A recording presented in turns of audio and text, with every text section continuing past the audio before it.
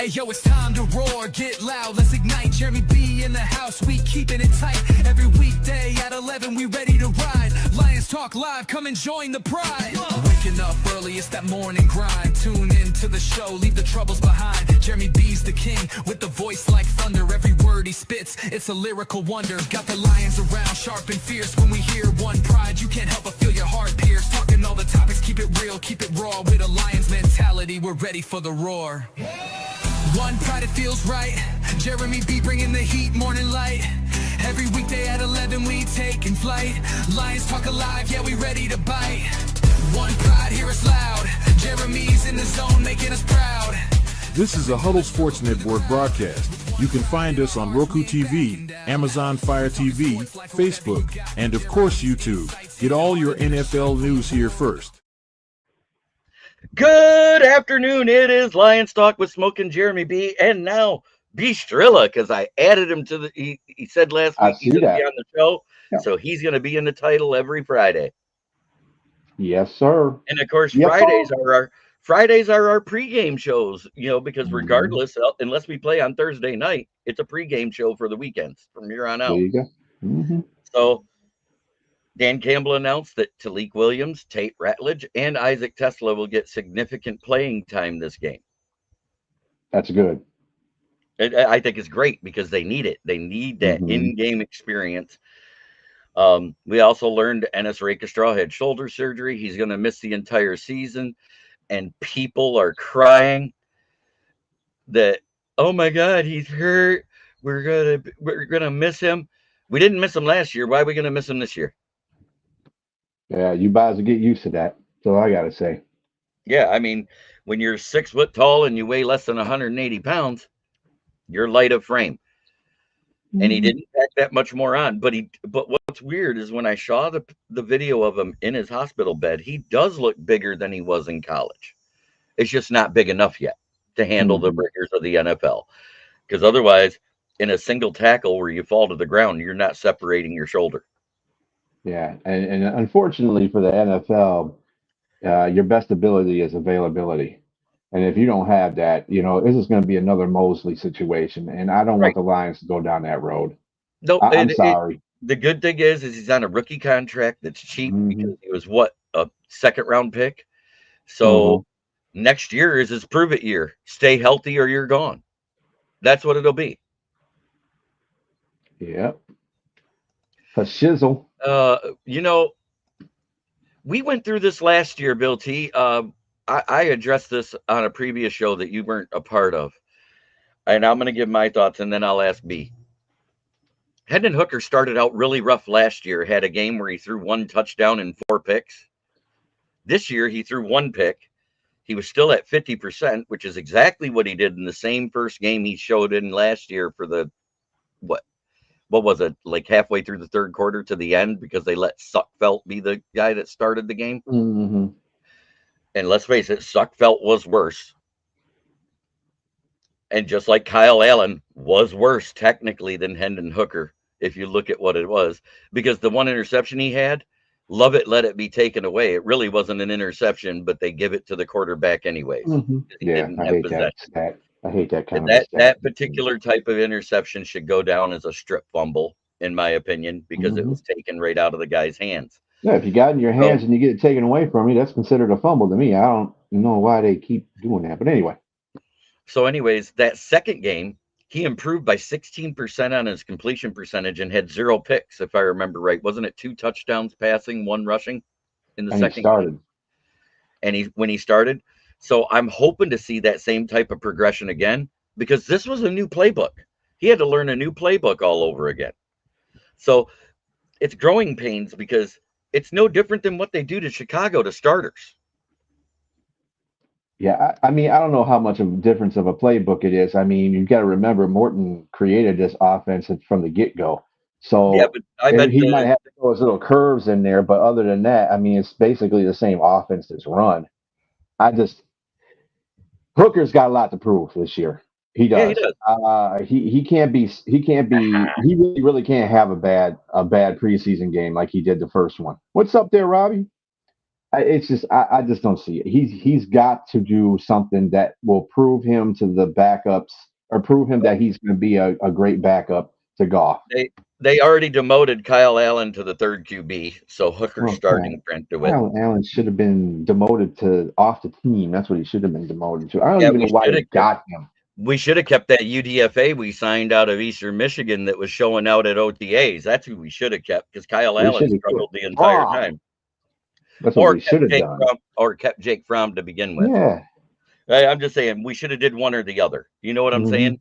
If you got a guy that showed out in rookie camp and at OTAs and was doing better than Kyle Allen, why do you keep Kyle Allen when there was no guaranteed money and it would have cost you nothing to cut him? Right. Kyle Allen's been on, what is this, his sixth or eighth year? What is this, his eighth year? Sixth year. Eighth year in the league. He had a chance to be a starting quarterback for Carolina when they had a competition going on and he couldn't do it. Dude, stinks. I mean, I don't like to call NFL players trash, because if you get in the NFL, you're obviously not trash. But he's not a very good quarterback, and it's showing.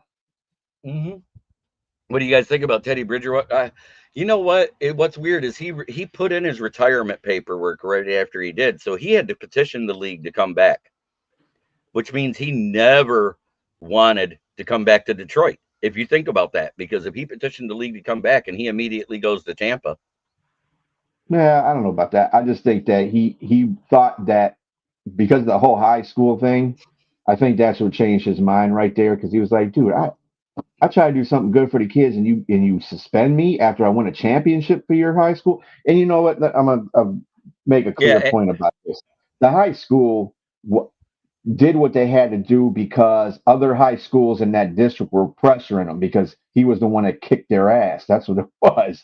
So they got mad at him because he was doing right by his students, and he wasn't doing anything to gain an advantage of any of the games. But by the law of the land that they have, he violated some things. But to suspend him was just pressure on the high school that he was with, that employed him and said, hey, we got to suspend you because these guys are nuts around here about their high school football. So we got to suspend you. And I think he being a guy that is emotionally tied to his community, I mean, he took that to heart, and he's like, you know what? F y'all. I'm going to go back in the NFL. Screw it. Right. And so he just, and Tampa Bay needs a quarterback. I mean, we kind of do too. But they have Kyle Trash. Yeah, basically. I was going to say that. Again, I don't like calling nobody trash, but yeah, he's pretty come on, that's Matt Patricia's illegitimate son. That's Kyle Trash. But anyways, when it comes to Teddy Bridgewater, the things they accused him of, it didn't even happen in the season. It happened prior to the season, prior to him being hired. And after he left for the NFL after the state championship, he did nothing to promote those kids in school like they projected he did. So that was also why it hurt him more too, because it was the other schools being jealous of those kids getting something they couldn't provide. Well, I mean, anybody could have done it too. I mean, any rich person or person in a position of power for any of those high schools could have came in there and did the same thing that Teddy Bridgewater did. He like I said, what he did wasn't to enhance the program. It wasn't something that was giving them advantages in games. It was just something like what you do when you're coaching, like I was doing as coaching Pal. I'd take money out of my own pocket, get pizzas and stuff like that for the kids, or take them home after practice because their parents either couldn't pick them up or they didn't give a F about them. So I mean, I didn't want them to go home, because when we got done with practice, it got dark, and I didn't want them kids going out. It's Detroit. You don't, on the east side, you don't walk around dark on the east side. That's just inviting the problems to happen. So those kind of things that you do because you want to protect your kids, and he was doing the same thing.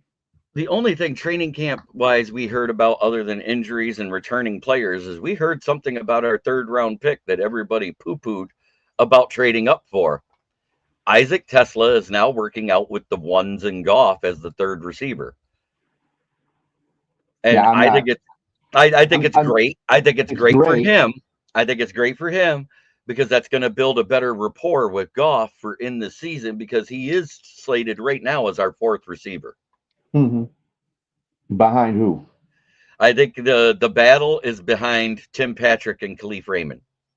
You know, Well, Wiz whoever Khalifa wins, is 3 anyway. He's I, always destined at 3.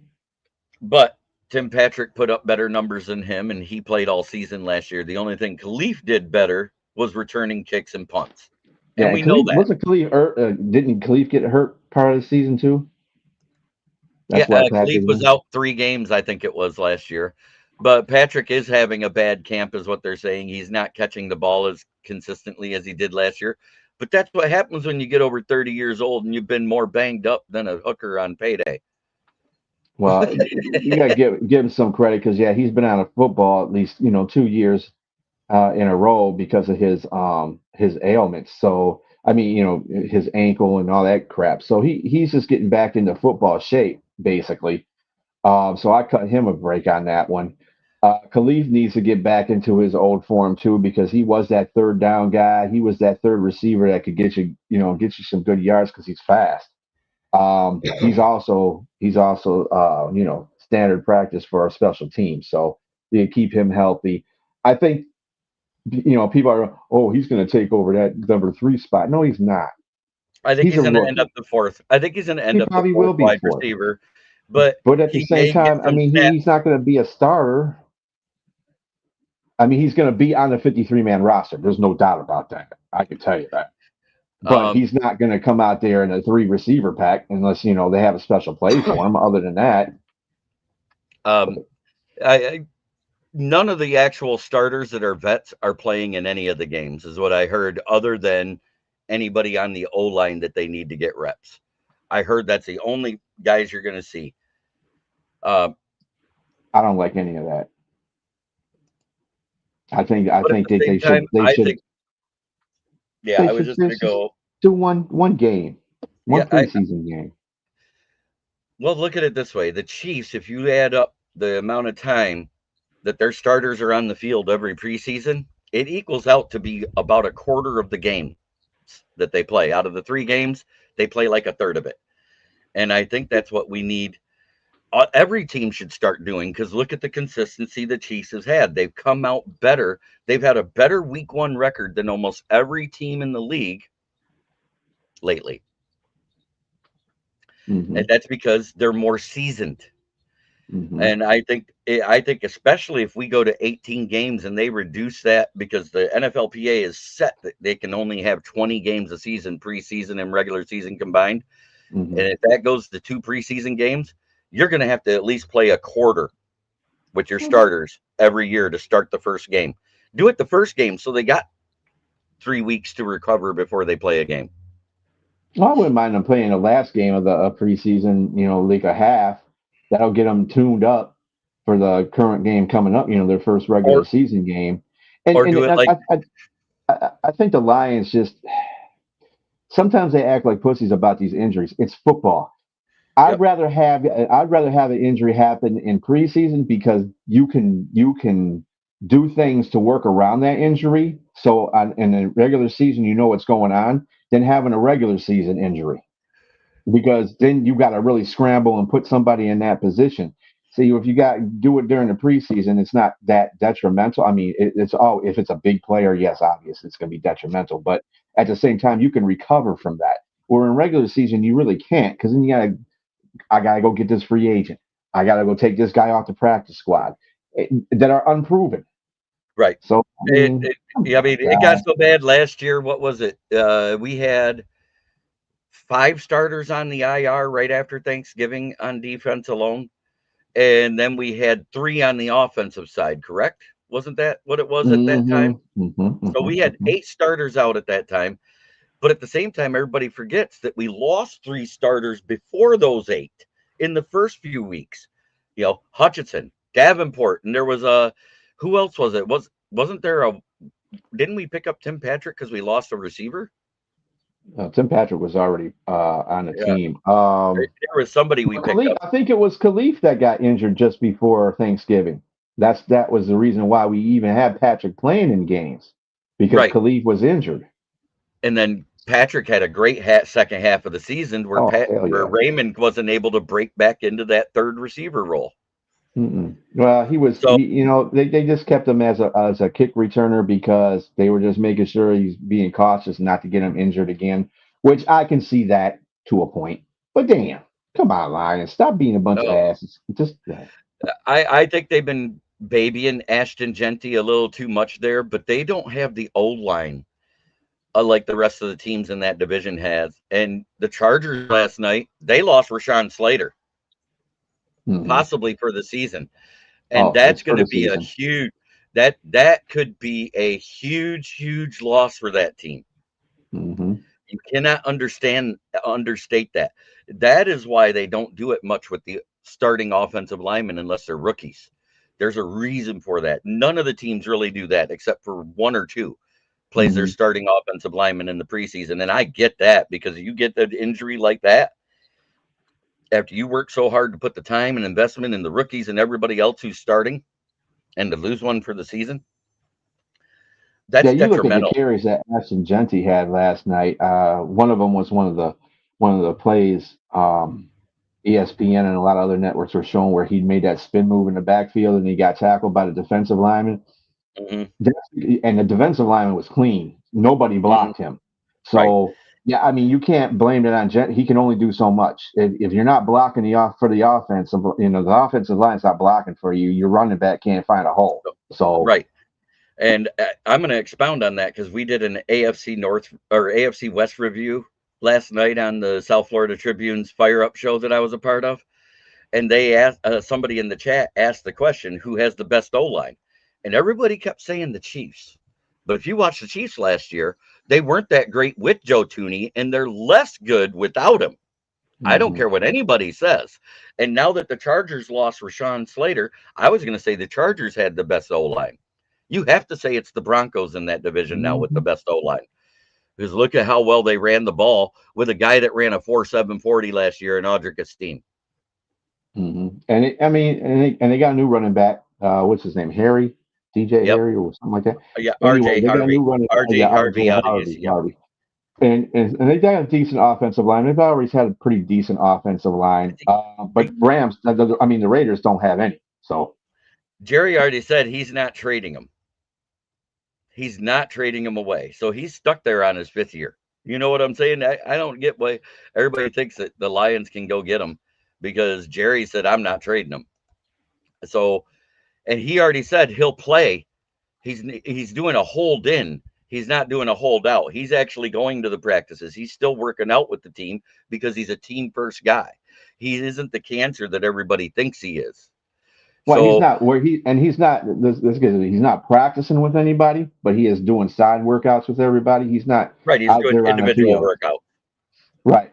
And on top of that, he hasn't talked to Jerry Jones since he put that tweet out there about wanting to be traded. Okay. Right. And I think right now where Micah's head is at, it says like, dude, you should have signed me at the beginning of the new year, the football new year. And I would have took less money. You know, I'm a Dallas Cowboy guy for life. You know, that would have been fine for me. But now Jerry Jones in his dumb mind, this is the problem. Everybody says, oh, well, he's such a great businessman because he's done this, this, and this. I said, no, he's not. If you pay your players more, like he did with Dak and CeeDee Lamb last year, just remember the Lions paid Goff, Amon St. Brown, and Sewell at the beginning of the football year. Okay? Right. Which is like in April, May, somewhere around there. And he waited all the way to the end. So what he had to do, he had to pay more money to those guys because there was already contracts out there that he had to fight off. Yeah. So now you just cost your team some more money. I don't give a damn if you think you got all the money in the world. That's dumb business. And he's doing the same thing with Micah because TJ Watt's already got paid. And yet, at the same time, when they paid Sewell, Amon-Ra, and Goff was never the number one, but Amon-Ra was the highest paid wide receiver for a minute, and Sewell was the highest paid tackle for a minute. And in the next contracts, everything went up. And we knew that was going to happen. You set your market by doing it early. get things cheaper by doing it early, and by Jerry dragging his feet like he did with Dak, like he did with CD, and now he's doing with Micah, it's going to cost him if he wants to keep him. That's what's going to all boil down to. And the reason why Brad, and he talked about this on the ticket, he went into it specifically. He goes, the reason why I'm not going for those marquee players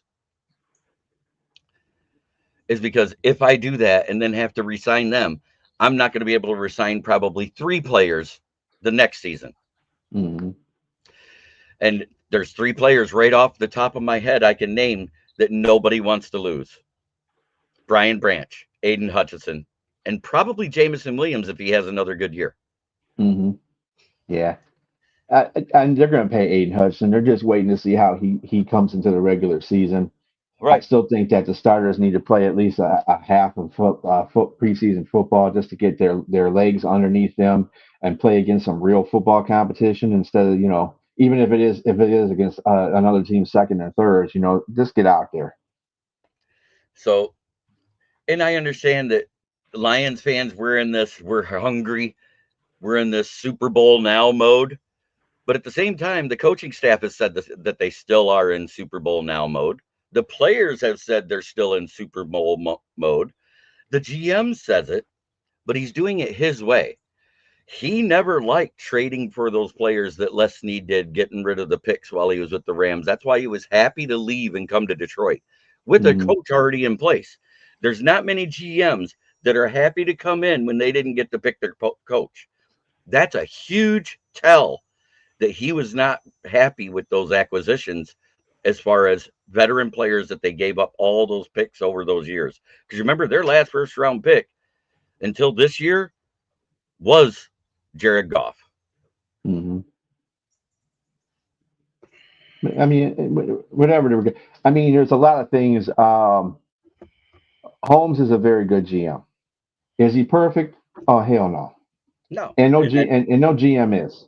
All right. I mean, I think Enos is going to not be a good player for us, and that was a second-round pick. Those things happen. Pascal's another guy. Yep. Sorgel, another guy.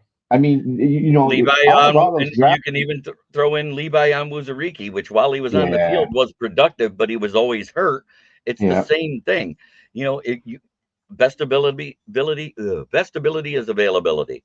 You got and it. while they're under the rookie contract and cheap, you keep them until the end of that rookie contract because they made the dead cap penalties much more severe till year 4. That's the reason why these guys stay on rosters. There's other teams that jettison them and take the hit and then wonder why their team sucks. Because they ain't got money to pay anybody else to come in there and do something for them.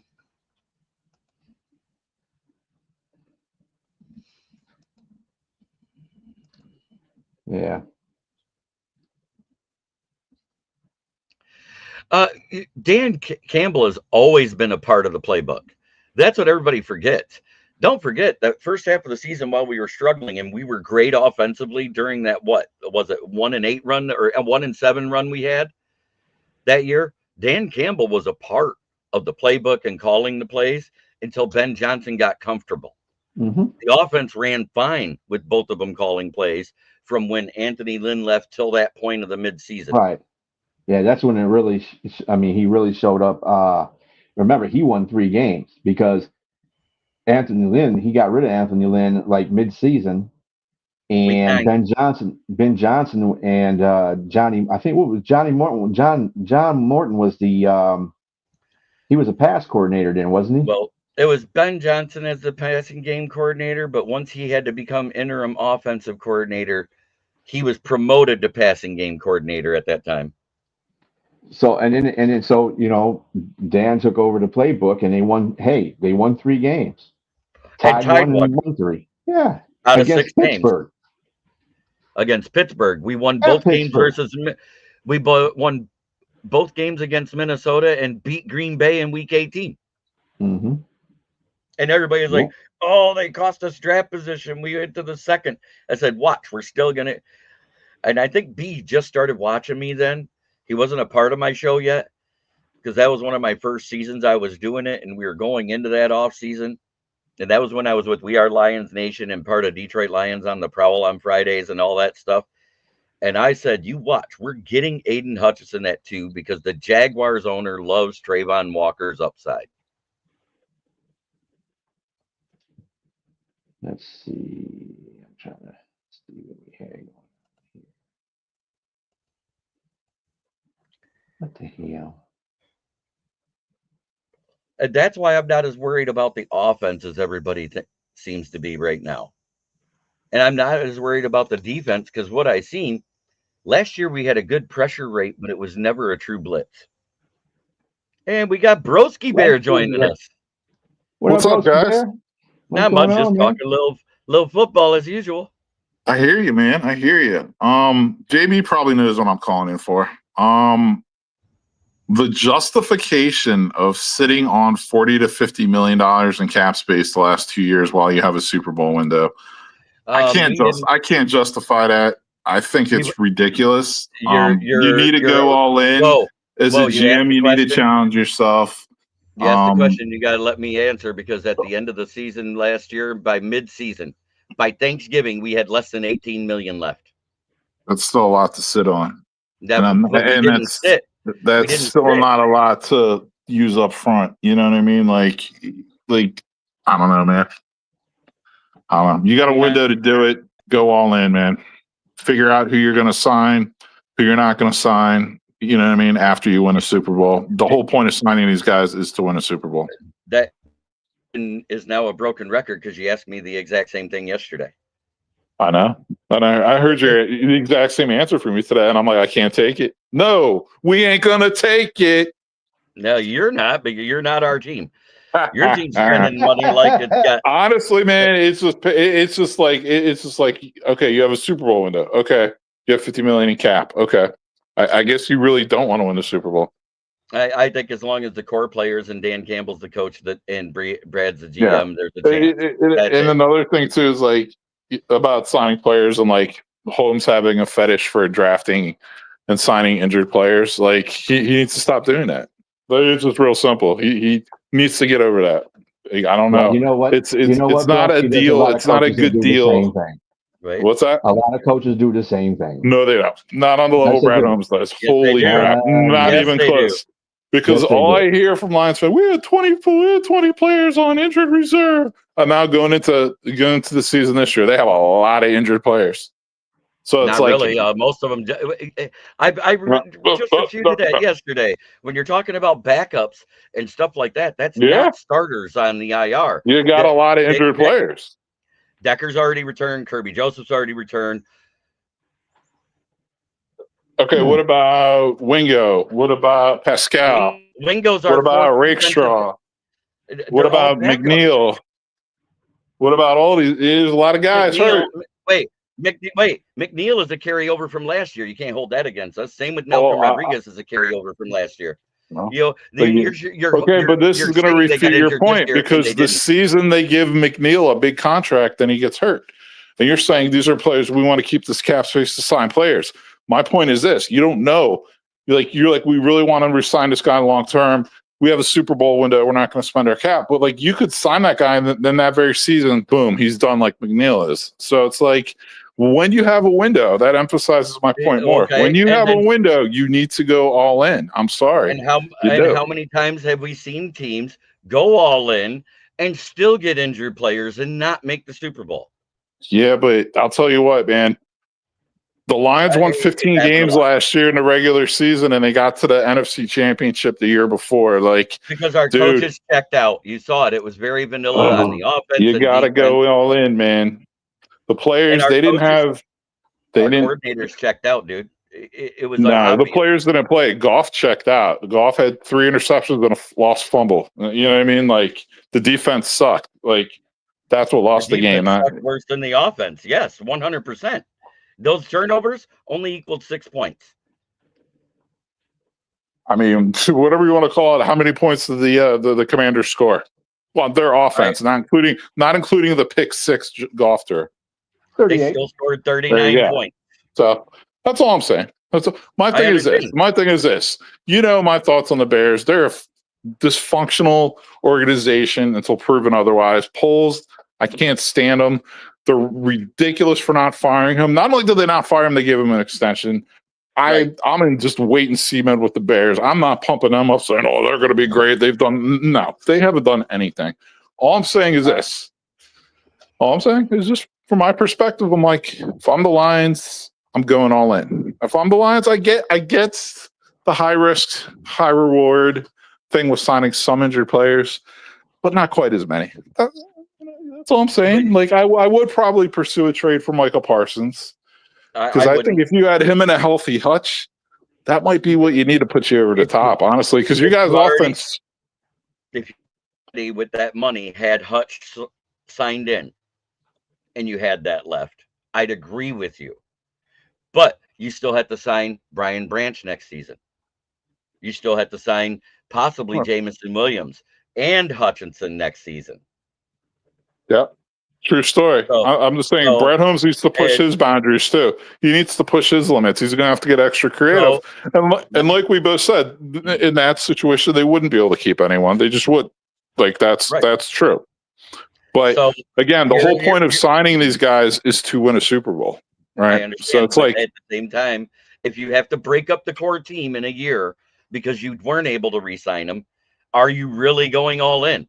You're not. You're doing rental players for a year. That's what you're doing. No, because honestly, I will give the Lions credit. They have done a pretty good job of drafting and building their team organically. Right. You know what I mean? They have. So like adding a player now to get you over the top at the expense of not signing a player or two next year or the year after. I mean, I wouldn't even hesitate. You know what I mean? I'm doing it. So no, hey. Well, I mean, that's easy to see from the outside, but when you're inside looking at the whole situation, no, because I'm gonna tell you something. The Lions had chances to win Super Bowls 2 years in a row, to be in a Super Bowl. I'll just put that for sure, not win it, be in it. But because of things that happened in the San Francisco game in the second half, and then Goff self-imploding in the last playoff game, those are things. I mean, even if they had the bad defense, I'd still think they would go to the Super Bowl, only because the offense would have to be playing that top level offense they were playing for when they won 15 games. Yes. I mean, they really had to save the defense a lot of times. And I'm going to go another route on that on last year's game, because the first two drives, Commanders couldn't score. Why? Nick Robertson was on the field. As soon as he broke his arm and we had to put Kendall Vildor out there, we were done. Would the Lions be better or worse with Michael Parsons or Trey Hendrickson? Because of the future of the team? Worse. No. This season, would they be better or worse with Michael Parsons and Trey Hendrickson? They'd be better. We know that. So, like, that'd go a long way to solving the problems on defense, I feel. With all these guys back healthy. GM builds his team. See, that's the point that you're not getting. But no. The point is you're only adding one player. Like, you grew like 95% of your team organically. Adding one player to put you over the top, that's what most teams do. And then what happens after they win those organic Super Bowl? Those organic players aren't signed yet for a long period of time yet, is my point. So next year, we only have $10 million going into the season. If we don't use that $40 million, what happens? It rolls over so you can make those extensions next year, correct? Hey, man, you can lead a horse to water. You can't make them drink. I just think this is like fandom justifying any move that the GM does type of stuff. That's all. Hey, like I said, go all in. Put all your chips. You know what I mean? Go all in right now. Go all in. Just go all in. It's not about what the fans want. It's about what the Lions are doing. I mean, if that was the case, then we would want, we want Za'Darius here, because Za'Darius gives us extra edge protection from, Davenport. They can play 50% on both sides. If that's the case, I don't understand why they're dragging their feet about that whole situation. There's things I have questions about what they're doing. Yeah. The only person dragging their feet is Za'Darius Smith. It's already been said. He has an offer of $23 million to play now. And you know what? My answer to that is sign Clowney instead. I wouldn't sign that jackass. That guy sucks. Anyway, the point I'm trying to make, with the organization has a vision. All right. It's not just to go win a Super Bowl. They want to win a Super Bowl. Every freaking organization wants to win a Super Bowl. But at the same time, they want to, continue that going into the future to be able to be a Super Bowl contender or in the playoffs every year. Something the Lions have never done. Yeah. You just got to remember how bad this organization is. At least Chicago's been to a Super Bowl. They won a Super Bowl. They've been in another Super Bowl, even though they didn't win it. But they've been in Super Bowls. They've had playoff runs. That's something this organization has never had. So they're trying to build through the future. So this team doesn't look like a defunct organization like it has been for the last 60 years. Which they're actually doing, and I don't knock them for like wanting to build more of like a dynasty. I get it, but I would just look at I'm not trying to talk junk or anything, but just look at the Rams. They won the Super Bowl and they basically tore it all down. And now, honestly, I feel they're contenders again already. So, because they rebuilt their team, organically the right way through the draft again, I feel. So, I mean, and that's what, honestly, the Lions seem like they kind of do the same thing. So, all I'm saying, and the Rams did go all in the year they won it too. You know what I mean? So, that's all I'm saying. So, and Zadarius Smith and Holmes have been talking all week. So, I think it's still going to get done before the regular season. I think that's going to be the addition we have.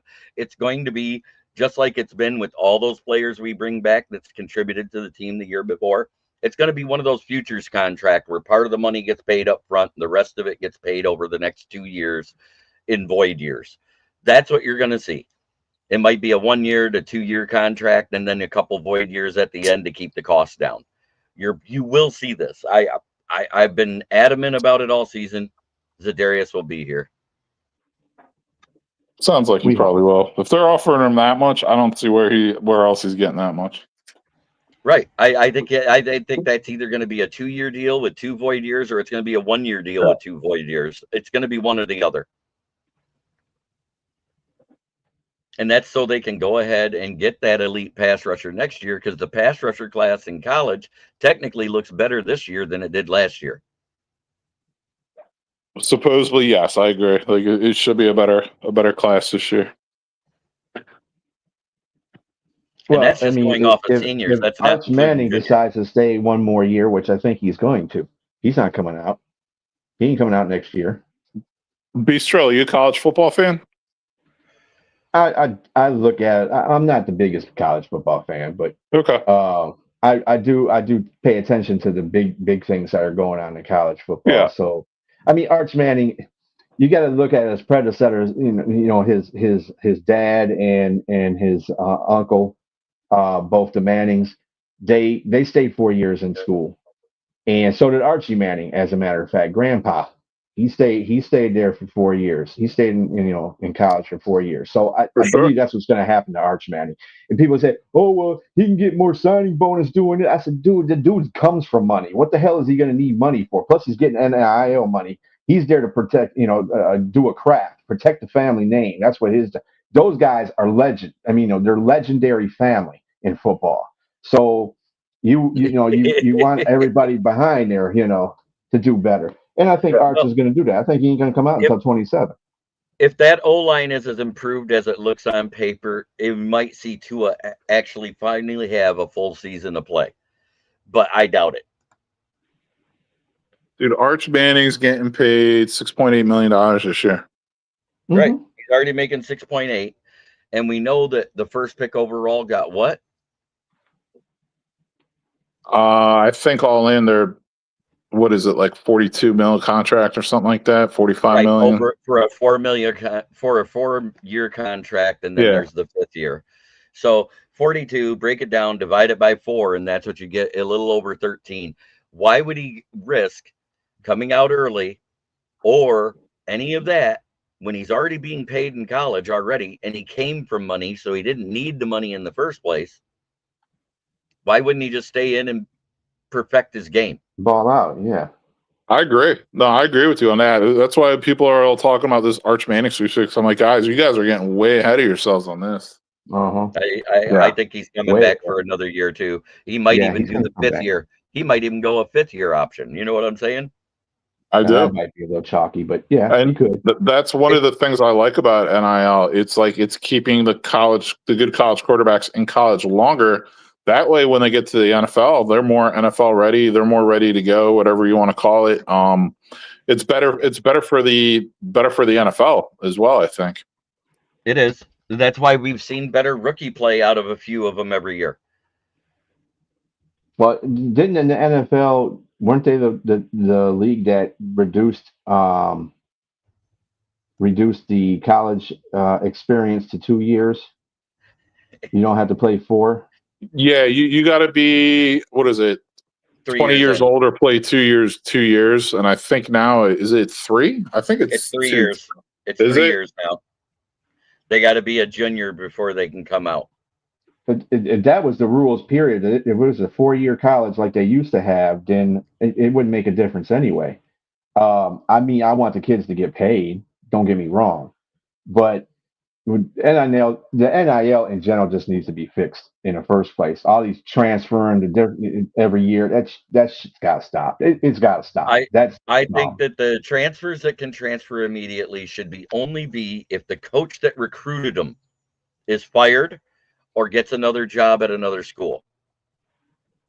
I think that's the only way they should allow transfers to be able to play immediately the following season. Other than that, it should be wait a year if you just want it out. Check out what the actual technical rule is. A player must be at least 3 years older than their high school graduation class. Oh, okay. Okay, now, how'd he go to 5th? Because he's Shedeuki Sanders. He's not a bad quarterback. I wouldn't have picked him I wouldn't have picked him in the first round. I probably would have picked him maybe second or third round, third at the latest. But it's just the NFL just shutting that stuff down. That's all that is. The NFL being political about the situation because of his dad, and him coming out and saying a whole bunch of stuff. Oh, he's not playing for Cleveland. He's playing for Cleveland. And what's funny is I literally called it before the draft started. I said, you watch. His dad is his agent. Until he fires his agent, he won't be drafted. Mm-hmm. And he stayed away from. He's told his dad to stay away from practices and stuff like that. So that's a good thing. He's trying to shook that image of being under his dad's coattails. I think he needs to be independent. He needs to be about himself. He needs to promote his own self instead of having his pops come in there every 5 seconds and say some shit. You sit your ass down, pops. Let me do this. I had a pretty good career at Colorado when I had no offensive line and barely anybody to throw to. I was out there balling, and he was. You can't take that away from him. He's a very good quarterback. He'll start sometime in this league. It ain't going to be for Cleveland though, because Cleveland they don't know how to do anything with quarterbacks, right? I mean, they have 6 on the roster now. Yeah. Well, technically 5 because one's not playing for the whole rest of the year. Whatever. Deshaun Watson, yeah. I wonder how much money is that they invested in all 6. I bet you that's more than most teams' payrolls. If you add in the total contract for Deshaun Watson's contract, what was it, 255 all of it guaranteed for that 4-year contract, wasn't it? Yeah, something like that, yeah. Yeah, so if you add that in with all their quarterbacks combined and what they made in their contracts combined, it is over $300 million, which is higher than the salary cap. Good luck to him. That's all I got to say. But it looks like Joe Flacco will be the starter so far. It's looking like so far Dylan Gabriel's struggling, but they're still leaving him as the 2. And the 3 is Huntley. They just signed. That's attribution by injury too, because Kenny Pickett is injured as well. But Kenny Pickett was looking awful, is what they said. Yeah, well, they still had him on the depth chart, even though he's injured. And it's italicized. He's still ahead of Shedeuki Sanders at 5. Well, yeah, because he's at 4, isn't he? Yeah, he's the 4th. Yep, and Deion Sanders isn't a coach anymore because he left for medical reasons. Yeah, I was going to say the Browns really dropped the ball with that Dylan Gabriel pick in the 3rd round, man. What a waste. Like, this guy, 5'11", 200-pound lefty with a mediocre arm. Like, dude, you're not an NFL quarterback. What are they thinking? I think that it works well for their team. I think a lot of teams pick up people because they're the name, they're the shit, and when they come out of college, and they always don't fit with their team, and that's what destroys a lot of players' careers because they're on the wrong team that doesn't fit what they do, and this is something that every team does. Detroit's gone through this a lot of times. Joey Harrington was a great quarterback coming out of Oregon, but Detroit managed to find a way to that up. So now he's no longer in the NFL. Well, he only stayed in the NFL for so long. When he went to Atlanta, he played pretty damn well in place of Michael Vick, and he came to Detroit. I think it was a Thanksgiving day and lit the Lions up. I said that's typical. Well, he was with Miami, yes. Yeah, Miami. Yeah. So I'm sorry, they have Pickett as the starter, correct? No, they have Pickett as the fourth. Yeah. I'm sorry, who do they have listed as a starter? Flacco? Joe Flacco's the starter, Pickett second, Gabriel's third, Sanders is fourth, and then Huntley is fifth. And Deshaun is out. So that makes no difference. And guess who Cleveland also has? Go ahead. They signed Tua from the ex-Michigan Panthers, should I say, because now they're no longer a team. The one that couldn't make it here. The one who played at Maryland. Yeah, that Tua. Fullback / halfback. I call him a fullback. Oh, never mind. I thought you were talking about Tua's brother. Never mind. No. His brother's in the CFL. Oh, okay. He couldn't make it on the Seahawks roster last year as bad as they were. He was so bad they let him go to the CFL, and they signed Drew Lock back this year. That's how bad he was. So Broski, I got a question for you because let's do it. I just want you to. I just want to hear your opinion about it because I know everybody out here in the NFC North and in these huddle things, they talk bad about Caleb Williams. And do you think that he will actually break the 4,000 yard mark this year? I think he'll get close, but I don't think so. I'm not ruling it out, but it's one of those things at this point. Like, I just need to see it. I don't feel right saying that he would. I feel more comfortable saying what I just said. He'll get close, but he won't. Like, I don't know. We'll see, man. It's just wait and see. He's not the guy. I had never wanted them to draft him. Like I said, I think he has some more talent than I thought after seeing him. There's a lot I don't like about him. There's some really good things about him. Right. If he can, okay, how about this? Let me say this. If he starts all 17 games like he does last year, and the O-line is actually solid, not looking for a top 5 O-line, just solid O-line. You know what I mean? Improved O-line from last year, we'll say. Then I think there's definitely a chance he could. So if he cuts the sack total that he got acquired last year, like 60-something plus, in half, I think he could do it. Let's say he gets it under, because he holds the ball too. So let's say he goes from 65 sacks to under 50, and he starts all 17 games, and the O-line is better. Then I think he probably will do it. Honestly. Well, BJ will get him into shape of, as far as holding the ball situation. That's something that you can teach. I think he'll do it. I think he'll get he'll probably get around between 4,000 and 4,500, somewhere in between there, like 4,200 yards. When it comes to the fumbling issue, I agree. Ben Johnson will be able to coach him out of that, but it's going to take him a year or two, just like it did with Goff here in Detroit. Because you remember during that 3-13-1 season, Goff had 9 fumbles with 7 loss that year. The next year, he had 6 fumbles and 4 loss. The last 2 years, he's had 4 fumbles and 2 loss, if I remember right. So he got better every year. So I think he can actually help him get better at holding onto the ball. But I think it's going to take 2 years before Caleb gets into himself. I was basically saying more of holding the ball too long. That not fumbling, but holding the ball too long, which probably helps fumbling too. But holding the ball too long, because he's done that a couple of times when he's had guys wide open. He just wasn't confident in getting it to those people. So So I think he's going to do better this year. I think Chicago overall is going to do better this year. And you know I can't stand Chicago. Broski knows that. I'm with you, gun guy. I got to be objective. I got to be objective about it. I mean, no, I hear you, man. I appreciate it, man. I mean, both you guys are more like objective than the typical fans, I feel. So, yeah, and the same way for me, man.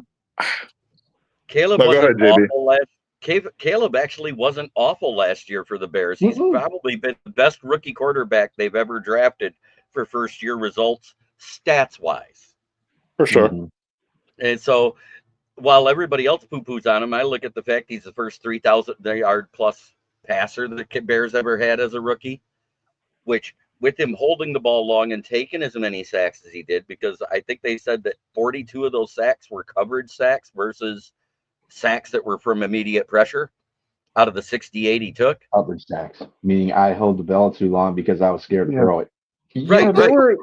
It's weird, and this is how I sum it up with Caleb. Like, there were some things last year that I saw that he was good at that I didn't expect him to be good at, and then there were things I expected him to be good at that he wasn't good at. Right. So a couple of the things I liked is he didn't just take off and run right away as far as like running for yards. Like he was really buying his time to try to complete passes downfield. You know, like he would get out of the pocket and leave everyone in the dust. And instead of just running for 5 yards, he would sometimes just hang out and be like, okay, let me look downfield. He really wanted to play quarterback, in my opinion. He started all 17 games, which I didn't expect. He didn't cry. Like, he cried when he got home. He didn't cry in public, which is, I didn't expect that. He cried twice in public. One time he put a towel over his head. The other time he curled up with his helmet like a pillow. Stop it. But yeah, I mean, I expected him to throw more tantrums, like blame other people, and you know what I mean. Like he didn't throw anyone under the bus or blame anyone else, and like, you know what I mean. So like, I'll give him that. I did expect him to be better at throwing the ball downfield, completing passes downfield. It's not because he doesn't have a good arm. It's just his accuracy downfield was shit. I mean, what are you gonna say? So his decision making is also one of the things to it. You know, if he's not confident in throwing the ball, that's going to show up by holding the ball for too long.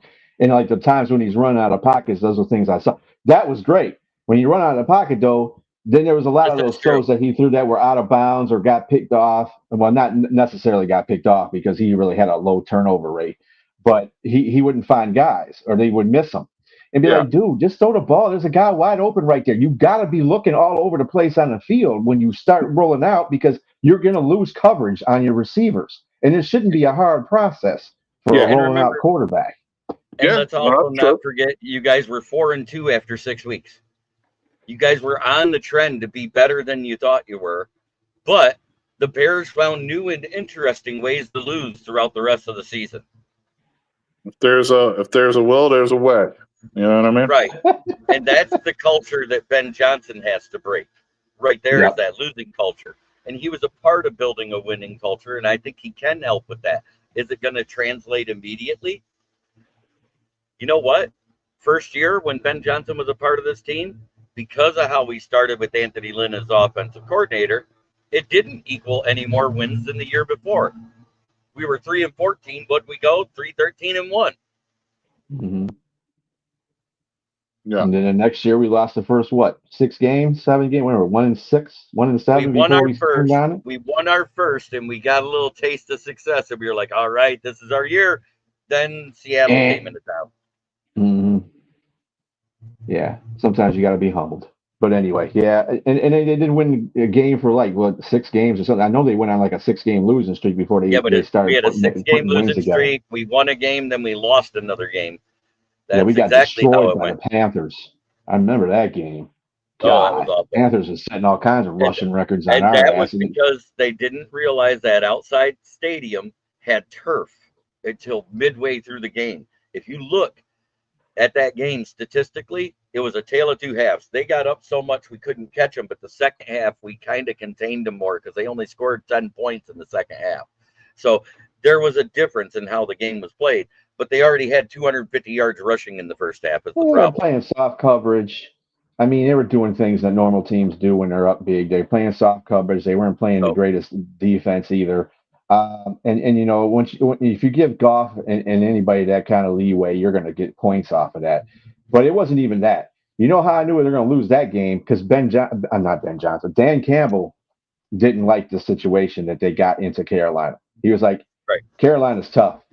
And when I was listening to him, it sounded like he was already with the defeatist attitude because he already knew what Carolina was about and what his team wasn't at that point. And when you're a coach and you can see that, and not say it, but you can kind of relay it in certain ways. I said, yeah, Dan Campbell says we're losing this game. Basically, we're losing this game. And sure enough, we got our ass kicked in that game. So. Yep, and then we didn't lose another game after that till Thanksgiving, and that was the end of our losing. We won the rest of the games other than that. Yeah. Thanksgiving, who did we lose to? The Bears. Chicago. The Bears. Yeah, that's the reason why right there I did not like them getting rid of Justin Fields. Justin Fields, man, that dude is freaking hard to stop. He was hard to stop. And the Lions just, a lot of teams in that division couldn't stop. Justin Fields is a guy. I think he had 159 yards rushing, 2 touchdowns, and threw for 1. Freaking killing our ass. If I remember right. He damn near every while he was there, we've always had close games. In fact, there was one game they annihilated us with Justin Fields. Annihilated us. It was at Chicago, but it killed us. And that's with Dan Campbell being coach. Right. So, yeah. Like I said, the only team in the division that has a 500 record against us right now since Dan Campbell's been here is Chicago. And they didn't do it with Caleb Williams.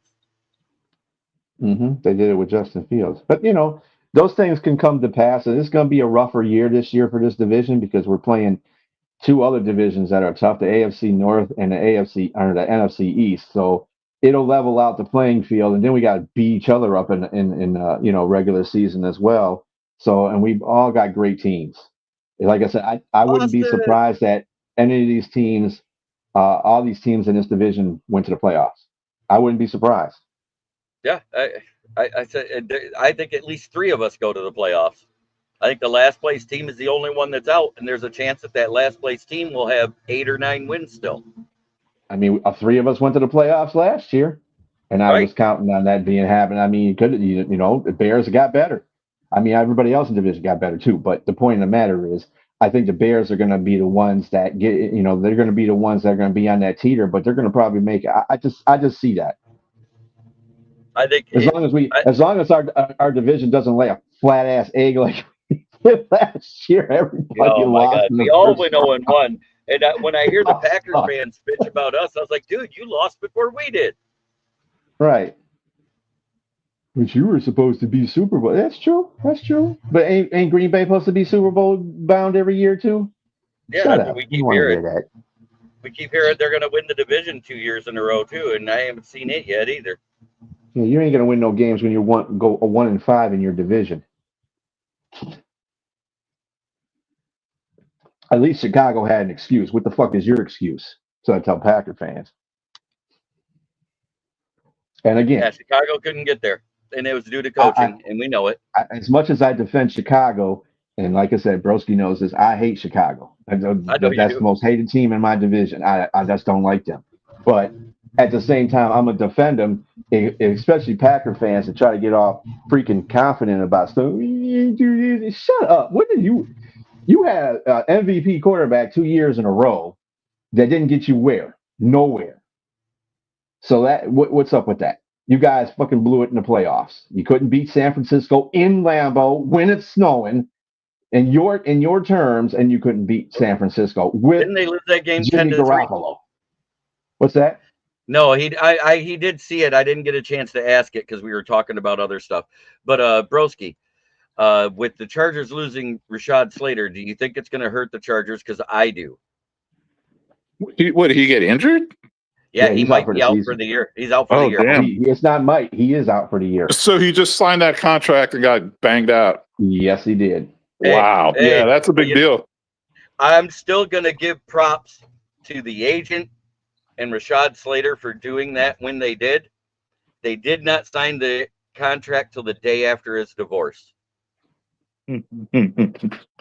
Good old, yeah, I mean, they looked out for the guy, you know. Yeah, But Jim Harbaugh probably has a guy behind him that's probably going to be decent.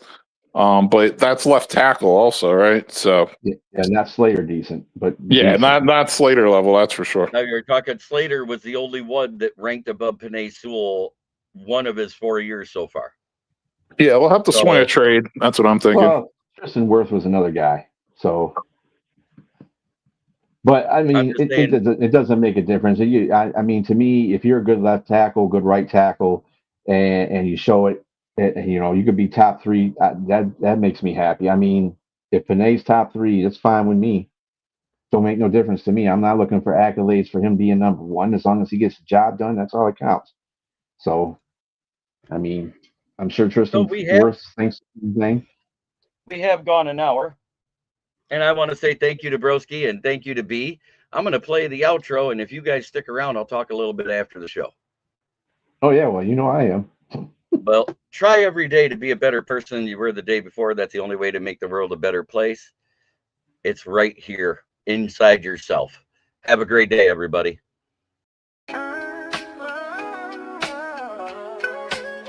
Yeah, yo, it's game time, ain't no messing around. Huddle Sports Network, the best in town. From NFL rumors to the latest trends, we got all your sports, just tune in, my friends. Catch us on Roku, Fire Stick, take your pick. Facebook, YouTube, where the action's slick. Daily shows that drop like a bomb. From 10 to 11, it's Ken and Ken, stay calm. Huddle up, catch the vibe, feel the rush. Get your news, get your fills in the clutch. Over 27 podcasts, we breaking it down. Join the team, Huddle Sports, wear the crown. Live every weekday, it's how we roll. Lions Talk with Jeremy B, we taking a stroll. From 11 to 12, don't miss a beat. We break down the game, make the info sweet. The Daily Huddle Podcast, noon to 1. CST Zone, we're just having fun. Toss your doubts, we bring the facts. Tune into the Huddle.